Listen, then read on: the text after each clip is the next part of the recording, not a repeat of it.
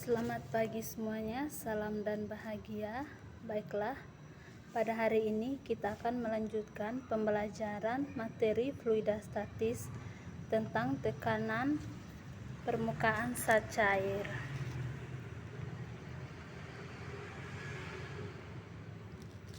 Nah, perhatikan gambar berikut ini. Ini adalah beberapa fenomena peristiwa tegangan permukaan yang terjadi dalam kehidupan kita sehari-hari.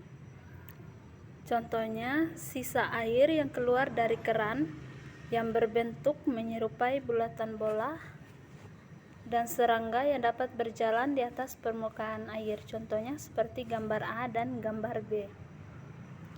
Nah, contoh lain juga ada silet yang tipis dan penjepit kertas yang kecil. Itu juga bisa terapung di atas permukaan saat cair. Mengapa hal demikian bisa terjadi? Nah, coba perhatikan gambar berikut ini. Kita misalkan bagian abu yang banyak ini, yang diarsir bagian abu itu adalah air, dan bagian panah ini adalah gaya tarik kohesi. Nah, pada bagian A mewakili partikel di dalam zat cair, dan bagian B mewakili partikel di permukaan zat cair. Pada partikel A ini ditarik oleh gaya yang sama besar ke segala arah, itu baik ke atas, ke bawah, ke kanan maupun ke kiri, sehingga molekul ini dapat dikatakan seimbang karena resultan gaya pada partikel-partikel ini sama dengan 0. Jadi, pada bagian bawah zat cair ini tidak ada tegangan permukaan. Nah, partikel A tidak memiliki tegangan permukaan. Selanjutnya, pada partikel B yang berada di atas permukaan zat cair hanya ditarik oleh partikel-partikel yang berada di samping kiri, kanan, dan bawah dengan gaya-gaya yang sama besar. Tidak ada gaya yang bekerja ke atas karena bagian atas partikel B tidak ada partikel zat cair lainnya, sehingga gaya tarik kohesi lebih cenderung ke arah bawah karena resultan gaya yang bekerja pada permukaan zat cair. Resultan gaya yang bekerja tersebut akan membuat permukaan cairan yang sekecil-kecilnya, dan ini menyebabkan lapisan-lapisan atas seakan-akan tertutup hamparan selaput elastis yang ketat. Nah, keadaan seperti inilah yang disebut tegangan permukaan. Pada tegangan permukaan bekerja gaya kohesi. Gaya kohesi adalah gaya tarik-menarik antar molekul yang sejenis. Selanjutnya, pengertian tegangan permukaan saat cair. Tegangan permukaan zat cair adalah kecenderungan permukaan zat cair untuk meregang, sehingga permukaannya seperti ditutupi oleh suatu lapisan elastis.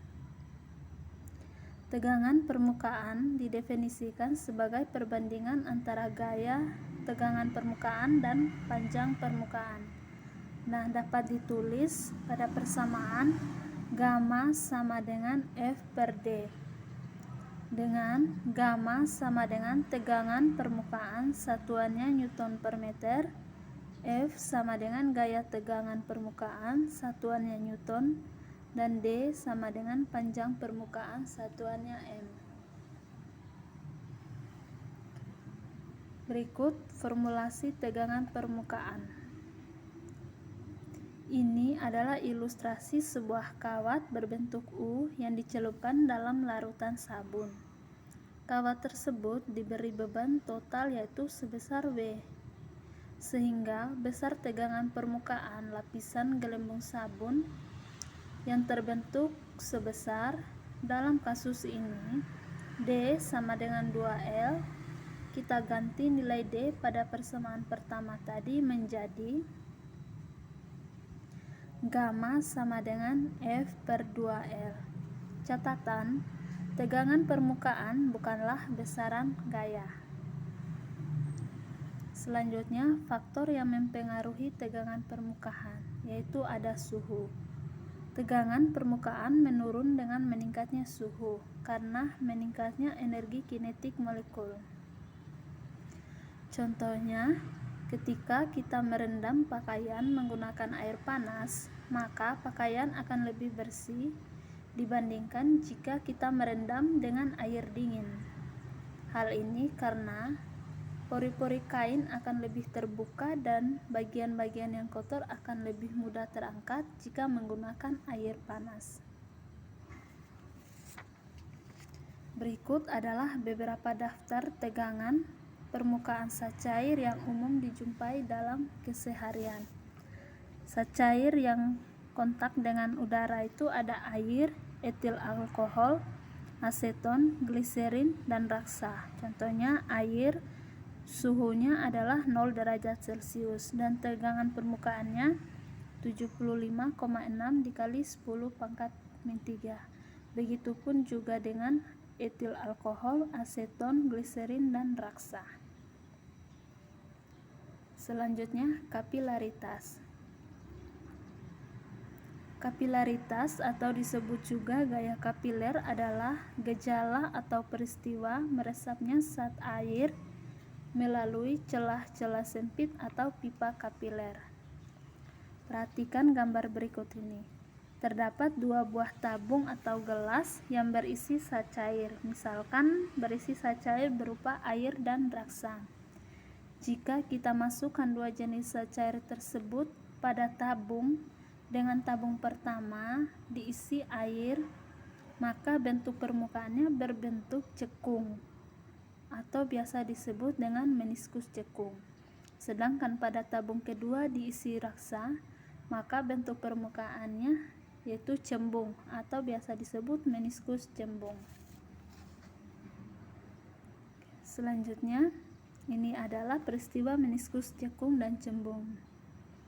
Pada gambar sebelah kiri yaitu meniskus cekung, sebuah pipa kapiler dimasukkan ke dalam zat cair, maka zat cair dalam pipa lebih tinggi daripada di luar pipa dan bentuk pada bagian atas yaitu pipanya cekung atau biasa disebut meniskus cekung. Pada gambar kiri zat cairnya berupa air.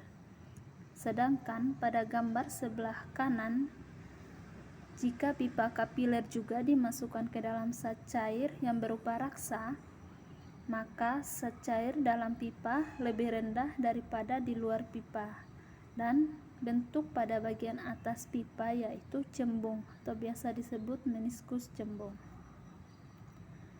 Peristiwa naik turunnya permukaan zat cair dalam pipa kapiler disebut gejala kapiler atau kapilaritas. Nah, kenaikan dan penurunan permukaan zat cair dalam pipa kapiler bergantung pada kohesi dan adesi. Gaya kohesi merupakan gaya tarik-menarik antara partikel yang sejenis. Kohesi dipengaruhi oleh kerapatan dan jarak antar partikel zat. Sedangkan gaya adesi merupakan gaya tarik-menarik antara partikel yang tidak sejenis. Adesi akan mengakibatkan dua zat akan saling melekat bila dicampurkan. Berikut adalah persamaannya. H sama dengan gamma cos theta per rho gr, dengan H sama dengan kenaikan atau penurunan permukaan zat cair dalam pipa, satuannya M. Gamma sama dengan tegangan permukaan zat cair, satuannya Newton per meter. Theta sama dengan sudut kotak. Rho sama dengan massa jenis zat cair, satuannya kilogram per meter kubik. G sama dengan percepatan gravitasi, satuannya meter per sekon kuadrat.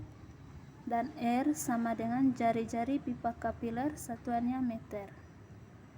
Selanjutnya, manfaat gejala kapiler dalam kehidupan sehari-hari. Perhatikan gambar berikut ini. Ini adalah 3 gejalanya. Yang pertama, gejala naiknya minyak tanah pada sumpu lampu. Gejala ini dapat menyebabkan naiknya minyak tanah lewat sumbu, sehingga lampu menyala karena sumbu lampu berfungsi sebagai pipa kapiler. Poin yang kedua, gejala ini menyebabkan naiknya air atau garam-garam tanah dari akar ke daun melalui pembuluh kayu. Pembuluh kayu berfungsi sebagai pipa kapiler. Dan yang terakhir, gejala ini menyebabkan air akan naik ke atas handuk secara spontan tanpa menghiraukan gravitasi. Maka gejala kapilaritasnya terlihat di mana molekul air naik ke atas handuk dan menarik molekul air lainnya. Oke, baiklah. Jadi pembelajaran kita sampai di sini. Akan kita lanjutkan pada pembelajaran minggu depan. Terima kasih atas perhatiannya. Semoga bermanfaat. Salam dan bahagia.